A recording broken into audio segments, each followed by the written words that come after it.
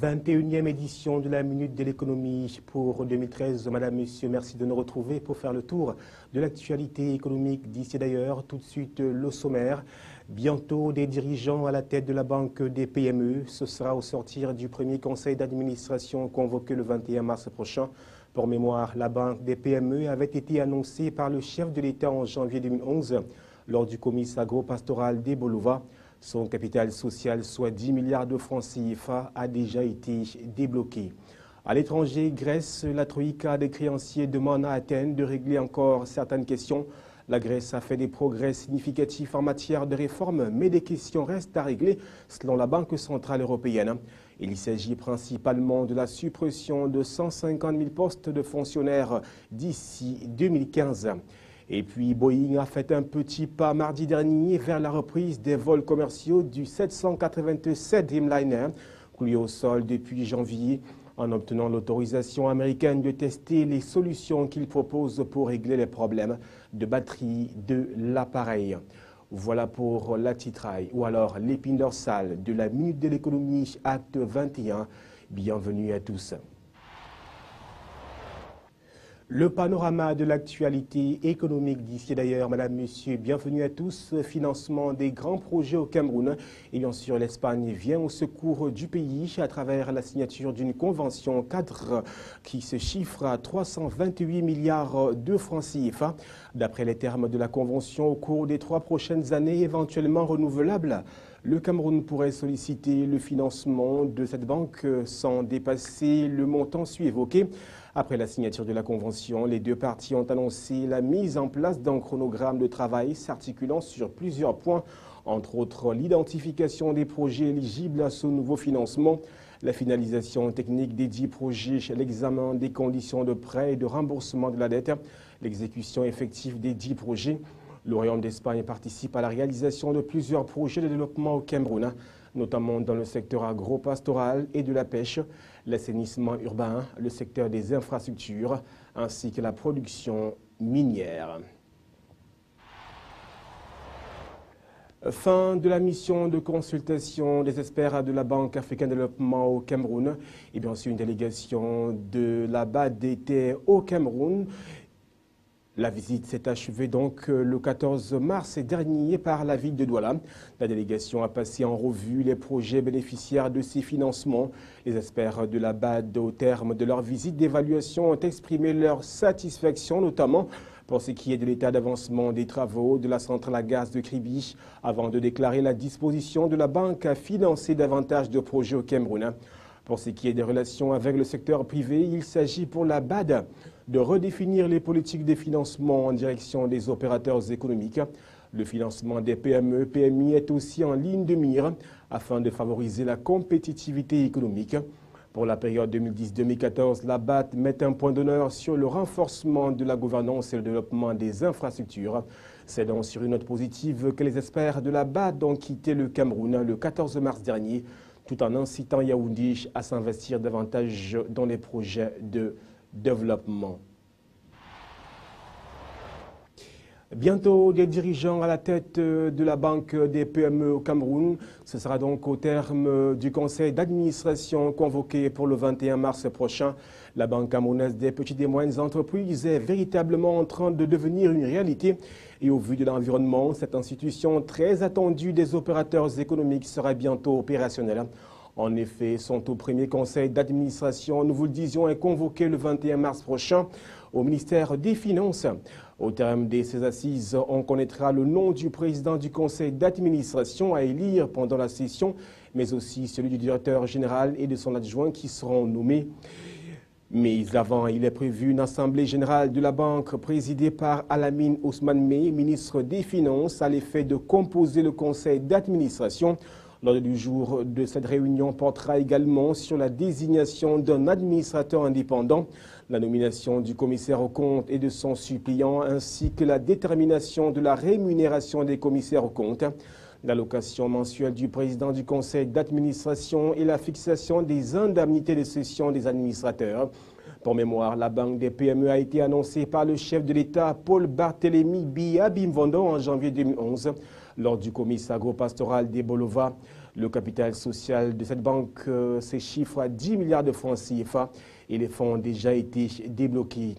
Par ailleurs, on sait aussi que les administrateurs représentants de différentes administrations ne devraient pas être plus de 12. L'équipe managériale qui sera composée devra donc rapidement se mettre au travail pour répondre aux attentes des promoteurs, des PME qui sont nombreuses.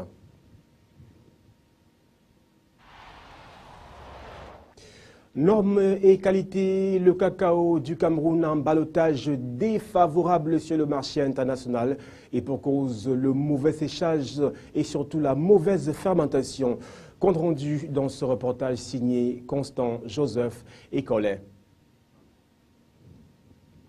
Pas moins de 560 bâches de séchage ont été remises aux producteurs de cacao des arrondissements de Bolova 2, Mengong et Ngolomakong. En leur remettant ces dons, Luc Magloire Mbarga Tangna leur a signifié les enjeux d'une telle initiative de l'État. Selon le Mincommerce, il s'agit de redorer le blason de la qualité du cacao made in Cameroon en le rendant compétitif sur les plateformes boursières mondiales. Rappelons qu'au cours des dernières années, l'offre cacaoyère en provenance du Cameroun a été boudée par les grands acheteurs et consommateurs internationaux à cause de sa qualité piteuse. Avec ces dons, il n'est plus question de sécher le cacao sur du bitume, a martelé le représentant du directeur de l'Office interprofessionnel du cacao et du café. Car les composants du bitume, qui contiennent par ailleurs des éléments cancérigènes, transfèrent aux fèves des odeurs qui altèrent le produit et le rendent impropre à la consommation.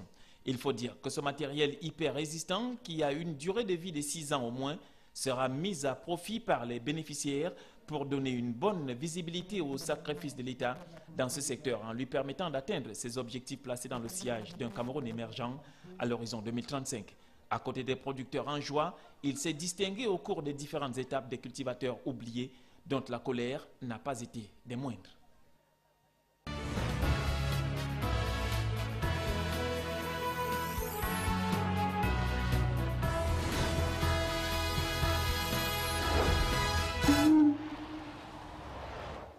Au-delà des frontières camerounaises, que se passe-t-il sur le plan économique? Eh bien, en direction de la Grèce, pour préciser que la Troïka demande justement à Athènes de régler encore quelques questions. Il s'agit principalement de la suppression de 150 000 postes de fonctionnaires d'ici 2015. Pas facile, hein?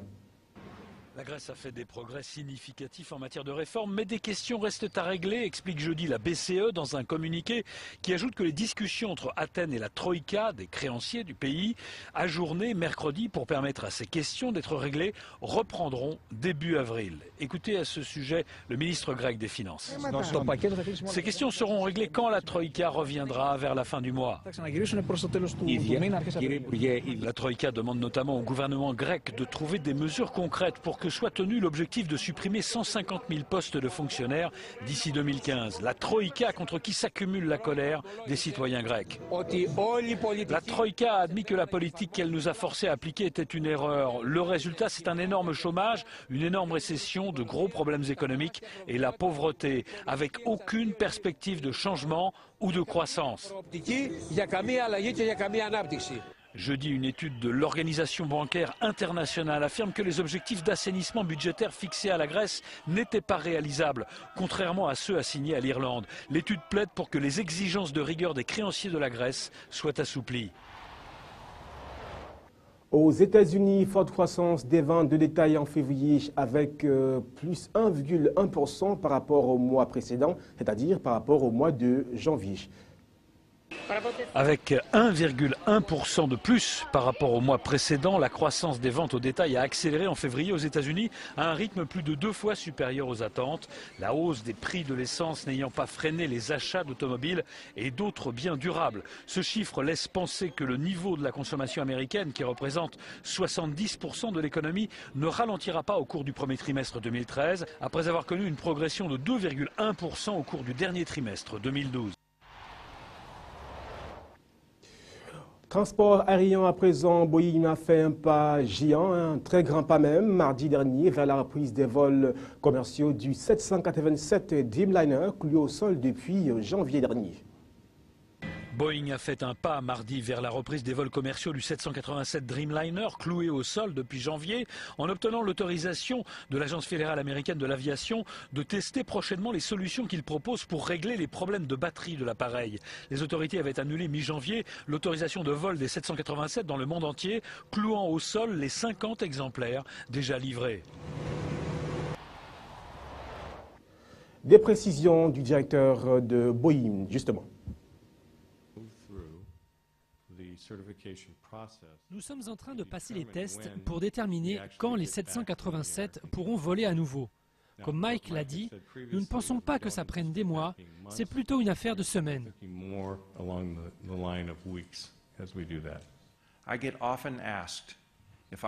On me demande souvent si l'avion est toujours sûr. Ma réponse est simple. Absolument, absolument. Cet avion est l'un des plus sûrs que nous ayons jamais conçus.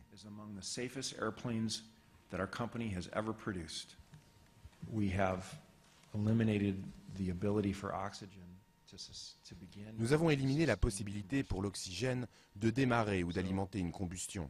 Si la batterie tombe en panne, je suis certain que cela n'entraînera pas d'incendie.